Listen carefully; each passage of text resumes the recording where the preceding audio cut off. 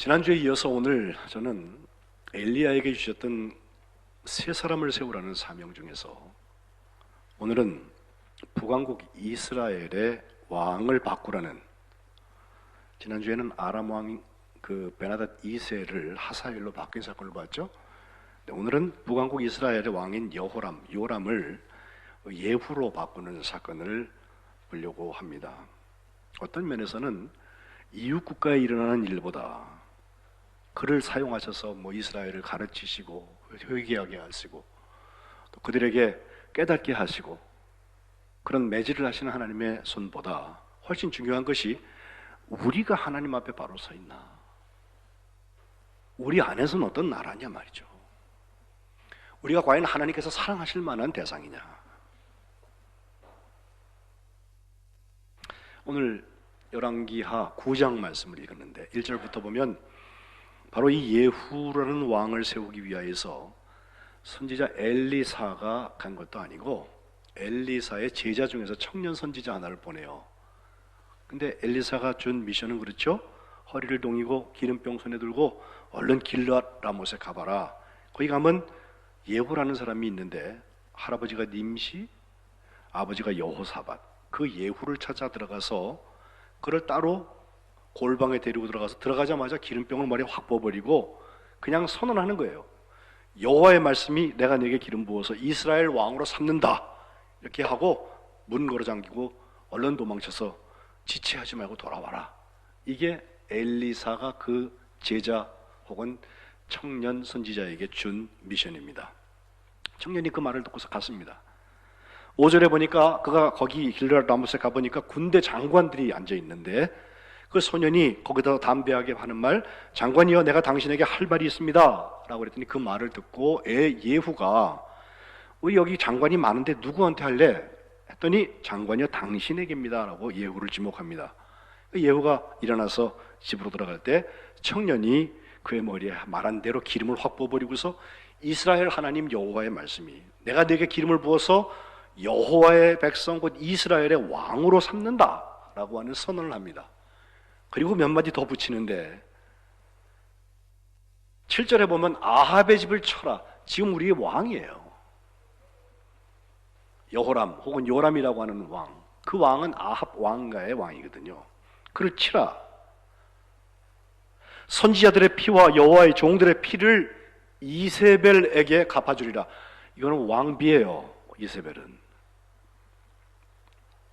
엘리야 때부터 해묵어 왔던 하나님의 사람들을 핍박해 왔던 자들의 그 응징하는 예언을 하면서 8절에 보면 아합의 온 집은 다 망하는데 아주 쫄딱 망해서 하나도 남지 않는단 말이에요. 남자라고 생긴 것은 다 죽인다. 9절에 여로보암의 집안을 바하사가, 그때 이제 아히야라는 선지의 말을 듣고 여로보암의 아들 나답일 때 바하사가 쳐들어가서 그 모반을 일으켜 가지고서 다 죽여버리죠. 또 그 바하사는 역시 그 다음에 엘라 아들에게 넘겨줬는데 2년 만에 또 시므리라는 사람이, 예후라는 요 왕 세우는 예후 말고 선지자가 또 있어요. 그 예후라는 선지자의 어떤 신탁을 받고서 가서 또 모반을 일으키게 되는데 그때 선대들을 완전히 다 쓸어버리거든요. 아합의 온 집이 이 사람들처럼 똑같아진다 하면서 10절에 보면 이세벨에 대한 아주 저주도 나와서 이스라엘이라는 곳에 그 지방에서 이세벨은 개들이 먹는다 그랬어요. 장사할 사람도 없다. 그리고선 문을 열고 도망하고 말았습니다. 이 북왕국 이스라엘 왕들의 공통적인 죄를 얘기할 때 처음 초대 왕이었던 여로보암 왕을 얘기하거든요. 그 여로보암이 뭘 그렇게 잘못했나 보니까 굉장히 북왕국의 첫 왕이니까 나름 북왕국을 세우기 위해서 애는 많이 썼는데 하나님 보시기에 가장 싫어하는 거, 금송아지 2마리를 만들어 갖고요, 저 북쪽에 단에 하나, 그 다음에 베델에 하나, 2개를 놔두고서 아예 예루살렘 가가지고 예배할 거 없어, 그냥 여기다 해. 제멋대로 하는 거예요. 제멋대로. 그리고 제사장도 레위 지파를 따라서 하나님의 사람들을 세우는 길이 있는데 그거 하지 않고 일반 백성 중에서 막 뽑아갖고 뭐 자원하는 사람이 있으면 너 해라 해갖고 막 제사장을 세우질 않나. 이것을 자기가 범죄했을 뿐만 아니라 이스라엘로 범죄하게 했다. 하나님이 그래서 그 집안에 또 그 북왕국 이스라엘의 왕들에게는 계속해서 정말 성한 왕이 하나도 없는 것 같아요. 그래서 엘리야와 엘리사 때 그렇게 기적이 많이 일어나는 것 같아요.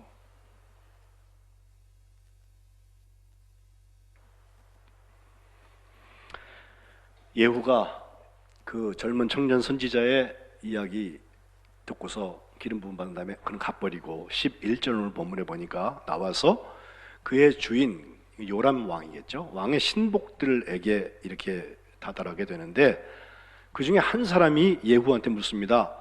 샬롬, 평안하냐라고 물으면서 그 미친 자, 지금 왔다가 뭐 하고 간 사람, 저 사람이 무슨 까닭으로 그에게 왔더냐라고 물었더니 그대들이 그 사람과 그 말한 거 다 알잖아 라고 대답해요.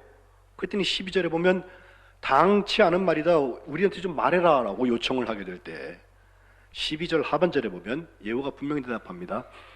그가 이렇게 말을 하는데 하기를 여호와의 말씀이 내가 내게 기름을 부어서 이스라엘 왕으로 삼는다 하셨다 하라. 그 말 그대로 말합니다. 그러니까 13절에 함께 있던 동료들, 그들이 자기의 옷을 급히 가져다가 섬돌 위, 곧 예후의 밑에다 깔아놓고 나팔을 불면서 예후는 왕이라 라고 선언하면서 이게 구테타가 시작이 되는 거예요. 이때부터 예후는 정말 피비린내 나는 일들을 계속 경험합니다. 열왕기상 19장 17절에 하사엘의 칼을 피하는 자를 예후가 죽일 것이고 예후의 칼을 피하는 자는 엘리사가 죽인다는 말씀처럼 이때부터 10장 마지막까지가 계속해서 사람 죽이는 얘기입니다. 제일 먼저는 말씀 그대로 현재 왕인 요람을 죽여요. 14절부터 26절 거기에도 보면 샬롬이 몇 번 나와요. 그때 요람은 아람 왕 하사엘, 지난주에 봤던 그 하사엘하고 맞서서 길르앗 라못을 지키다가 부상을 당해갖고 이스라엘이라는 곳에 돌아와서 거기서 누워 있는데 자기의 사돈 관계가 되는 남왕국 유다의 왕 아하시아가 요람을 보러 같이 왔거든요. 아마 병문안이나 신방을 왔을지도 모르겠어요. 그때 이스라엘의 이스르엘이라고 하는 그 성에 파수꾼이 이렇게 보니까 어디서 막 말을 몰고 뭐가 오거든요. 그래서 이쪽에서 또 말을 태워서 사람을 하나 보내보는데 그가 가가지고 평안하냐라고 물었더니 그가 바로 지금 예후가 거기 막 몰려오고 있는데 예후가 대답하기를 평안이 내게 무슨 상관이 있냐, 내 뒤로 물러나라 이렇게 하고 돌아오지 않으니까 한 사람 더 보냈어요. 또 샬롬, 평안하냐라고 그랬더니 똑같은 말 합니다. 평안이 내게 무슨 상관이 있냐, 내 뒤로 물러나라 이렇게 두 번 17절 18절에 말한 다음에 이제는 북왕국의 왕인 요람과 남왕국의 왕인 아하시아가 각각 병거를 타고 나봇의 토지 그곳에서 예후를 딱 만나게 되는데 22절에 보니까 이번에도 요람도 똑같이 묻습니다. 평안하냐, 샬롬. 그랬더니 예후가 하는 말, 내 어머니 이세벨의 음행과 술수가 이렇게 많은데 어찌 평안이 있으랴. 그 말 알아들어야죠. 요람이 손을 이렇게 하면서 도망하면서 아하시아 왕한테 반역이다, 반역이다. 지금 쿠데타가 일어났다라고 얘기를 하는데 바로 그때 예후가 활을 하나 딱 쏘는데 그 요람의 심장, 염통을 꿰뚫고 나와서 거기서 엎드러져 죽었습니다. 쿠데타의 문제가 아니라 평강의 문제입니다. 이세벨의 음행과 실수가 이렇게 많은데 어찌 우리에게 평안이 있으려.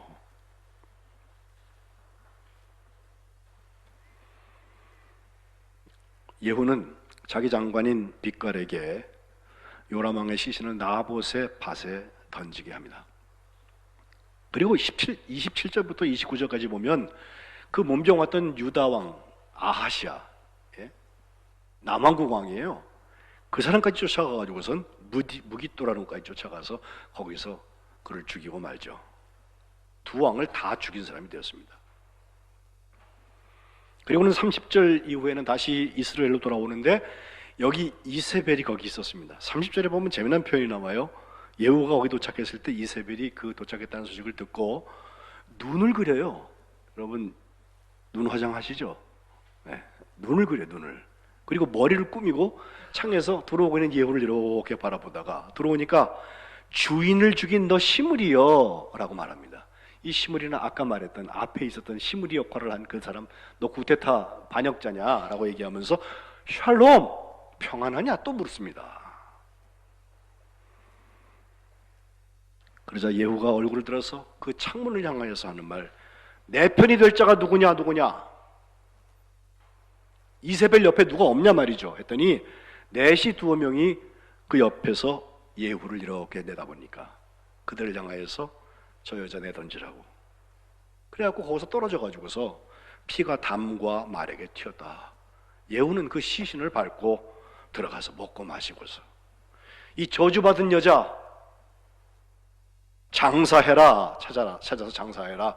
그래도 왕의 딸이 아니냐라고 이렇게 말했는데 35절에 보면 장사하려고 가보니까요, 두골, 발, 손 그것밖에는 몸을 찾을 수가 없게 됐어요. 36절에 이는 여호와께서 그 종 엘리야를 통하여서 말씀하신 바라. 이스라엘 토지에서 개들이 이세벨의 살을 먹을지라. 장사도 지내지 못하고 죽었습니다. 10장에 넘어오니까요, 이제 아합의 아들들 70명을 사마리아에서 교육하고 있는 현장에 여기 편지를 보내기를 그 선생들한테 왕자 70명의 머리를 가져오라고 편지했더니 진짜 죽여서 머리를 광주리에 담아서 예후한테 보내고, 이어지는 12절로 14절에는 사마리아로 가는 도중에 만난 남왕국 아하시아 왕의 형제들 42명을 또 죽이고, 15절로 17절에는 아합에게 속한 나머지 사람들까지도 여호나답과 합류하여서 결국 그들을 죽이는 것을 볼 수 있습니다. 그리고 놀라운 것은 18절로 31절에 나오는 이야기인데, 이제 바알을 섬기는 자들을 속정하는 장면이 나와요. 이때는 그가 계책을 좀 썼어요. 18절에 보니까요, 아합은 바알을 조금 섬겼는데 예후는 많이 섬길 거다라고 거짓말을 해가지고 내가 바알한테 큰 제사를 지내려고 하니까 바알 좋아하는 사람들 다 모이라고. 그래서 제사장부터 무슨 뭐 섬기는 사람, 선지자, 바알 쪽에 관련된 사람들 다 모아가지고 예배드리라고 거룩히 큰 대회를 열라고 공포를 해버리고, 가득 차 있는 그 신전에서 다시 한 번 더 확인합니다. 혹시 여기 여호와를 섬기는 사람들 다 내보내라고. 그들이 번제와 다른 제사를 드리려고 들어가 있을 때 밖에 80명을 준비해서 들어가서 다 죽이라고 그랬어요. 그리고 바알 신당 있는 성으로 가서 바알 신당에서 목상들을 가져다가 불살르고 바알의 목상을 헐고 바알의 신당을 화장실로 바꿔버렸습니다. 우리 교회도 화장실 지금 공사하려고 준비하고 있는데 변소를 만들었다고. 30절에 보니까 하나님께서 그 예후를 향하여서 내가 나 보기에 정직한 일을 행하되 잘했다. 내 마음에 있는 대로 아합 집에 다 행했으니 내 자손이 이스라엘 왕위를 이어 4대를 지낼 것이다. 이렇게 축복의 말씀을 주십니다. 죽이고 죽이고 죽이고 죽이고. 그런데 28절과 29절 10장에 나오는 말씀, 이게 그에게 걸리는 말씀입니다. 여호는 이와 같이 이스라엘 중에서 바알을 멸하였지만 29절 이스라엘에게 범죄하게 한 여로보암의 죄, 곧 베델과 단에 있는 금송아지를 섬기는 죄에서는 떠나지 않았다는 거예요. 양다리 걸치고 있는 것입니다. 그래서 31절에 그러나 예후가 전심으로 이스라엘 하나님 여호와의 율법을 지켜 행하지 아니하며 여로보암이 이스라엘에게 범하게 한 그 죄에서 떠나지 않았다.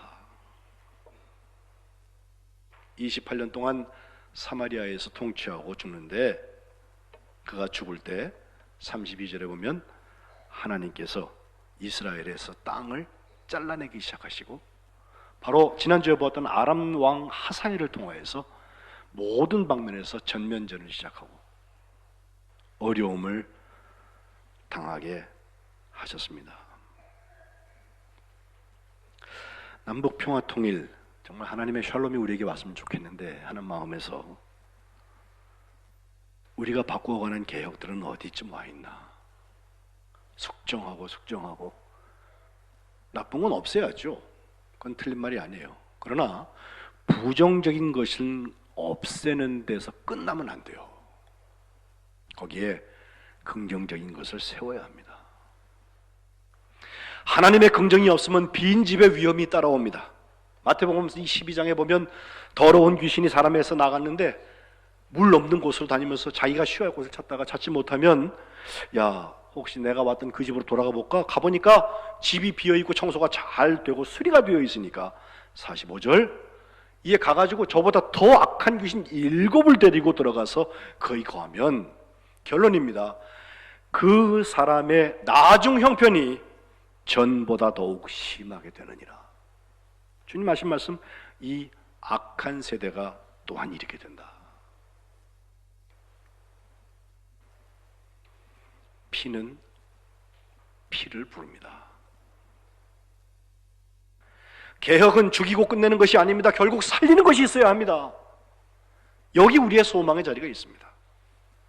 우리가 꿈꾸고 우리가 비전 갖고 우리가 주님이 보내시는 그 사명에 순종하지 않으면 아무리 어려운 말을 하고 의로운 생각을 갖고 정의감에 불타서 분신을 해도 죽이고 끝나는 거예요. 살리지 못합니다. 그것은 샬롬이 아닙니다. 예배 시작에 제가 요한복음 6장 63절 말씀을 읽었어요. 살리는 것은 영이요 육은 무익하니라. 내가 너희에게 이른 말은 영이요 생명이라 그러셨어요. 지난주에도 제가 선별주의, 셀렉티비즘이라는 말을 여러분과 나누었는데 그래요. 사람은 자기 귀에 듣기 좋은 말을 듣죠. 자기가 보고 싶은 것을 보죠. 시간이 지나면 자기가 기억하고 싶은 이야기만 주로 기억을 하죠. 문제는 그러다가 보니까 자기가 정작 들어야 될 것을 듣지 않고 자기가 정작 봐야 할 것을 보지 않습니다. 선택적 지각, selective perception이라고 제가 말씀드렸는데 너무 고르는 원칙이 나에게 분명해서 이것이 나의 익숙함의 울타리 안에 갇혀버리기 시작하면 나의 익숙함에 매몰되기 시작하면 하나님께서 말씀하셔도 들리지 않습니다. 하나님의 자유가 제한됩니다. 제 손친이 해방될 때 일본군에 징병이 돼 있어서 저 만주의 봉황산이라는 곳에 가 있었어요. 바로 앞에 사단은 전투를 하고 있고 그 다음 예비 사단이 있었는데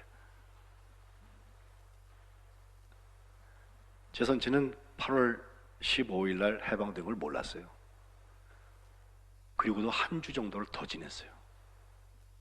그러고 났더니 어느 날 한 주쯤 지났는데 뭐 모르죠. 이제 언제 우리가 전쟁 들어가나 그런 생각만 하면서 하루하루 기도하면서 지내고 있는데 일본군 장교가 연병장에 다 집합 그러더래요. 그러더니 그날은 그냥 다른 때보다 훨씬 더 힘든 훈련을 시키더니 갑자기 동작 그만 그러더니 일본을 향해서 그 장교가 막 절을 하더니요. 막 울면서 하늘에서 성냥감만한 것이 떨어졌는데 우리 왕이 백성들을 염려해서 항복을 했다고 그러면서 울면서 반도 출신은 이쪽으로 서라고 그래갖고 출발시켜갖고선 한국으로 돌아오셨어요. 그런데 그 한 일주일 정도의 시간이 있잖아요. 8월 15일 날 분명히 해방이 된 거예요, 우리는. 근데 그때부터 며칠까지 우리가 소식도 듣지 못하고 우리가 우리의 익숙함 속에 있으면요, 해방 몰라요. 그때 만약에 전선에 투입돼서 전쟁했으면 죽는 거지 뭐.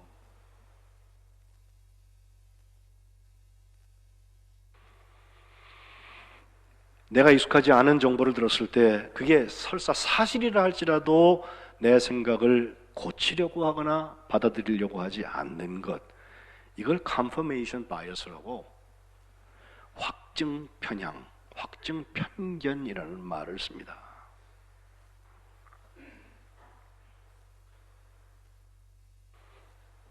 살리는 것은 영이요 육은 무익하다. 육은 쓸데없는 거라는 뜻이 아니에요. 육도 중요해요. 그러나 진짜 생명은 영에 있다는 거예요. 35년 동안 일지하에 있으면서도 감옥에서 보이지 않는 곳에서 눈물 삼켜가면서 그리스도인들이 기도했어요. 팩트는 두 개의 원자 폭탄이에요. 그러나 우리는 하나님께서 자유와 독립을 갈망하는 우리 한국 그리스도인들의 기도를 들으셨다고 저는 믿습니다. 지금 일본의 정치인들이나 한국 정치인들 중에 일부도 마찬가지인데 이 confirmation bias, 확증 편향이 있어서 자기 생각만 봐요. 자기 생각만. 백전백패합니다. 두고 보세요. 내가 너희에게 이른 말은 영이고 생명이다. 사실 요한복음 6장의 주님은 내 살을 먹고 내 피를 마셔라 주님 말씀하시니까요, 제자들을 비롯해서 거기 사람들이 이게 또 무슨 소리야, 아니 멀쩡한 사람이 왜 살과 피를 준대, 그게 사는 길이라니까 주님께서 십자가와 부활에 대한 말씀을 하고 계신 거거든요. 우리는 그것을 성찬을 가지고 하잖아요. 하늘에서 내려오는 산떡이다. 이해가 안 가요. 선택해서 듣거든요. 내가 익숙한 것만 보거든요. 조금만 바꾸자 그러면 금방 아니오가 나오거든요. 그렇게 해서 어떻게 하나님의 꿈을 꾸고 어떻게 하나님의 비전을 보며 어떻게 하나님의 사명에 정직할 수 있습니까? 어떻게 이 땅에 하나님의 샬롬이 오겠습니까? 어떻게 평화 통일을 기도할 수 있습니까? 분명히 하나님께서 세우라고 그래서 세운 사람이고 예후라는 왕 자체를 통해서 하나님이 하실 일은 분명히 있었어요. 앞에 아합 집안의 것을 다 치우고 싶으셨어요. 게다가 바알 숭배까지 다 치우셨어요. 그러나 치우고 끝이 아니야. 거기에는 살리는 영의 역사가 있어야 돼요. 그게 샬롬입니다. 그게 우리가 소망할 일입니다. 그게 우리가 꿈꾸고 하나님의 보여주심을 받고 하나님의 보내심을 받는 자리입니다.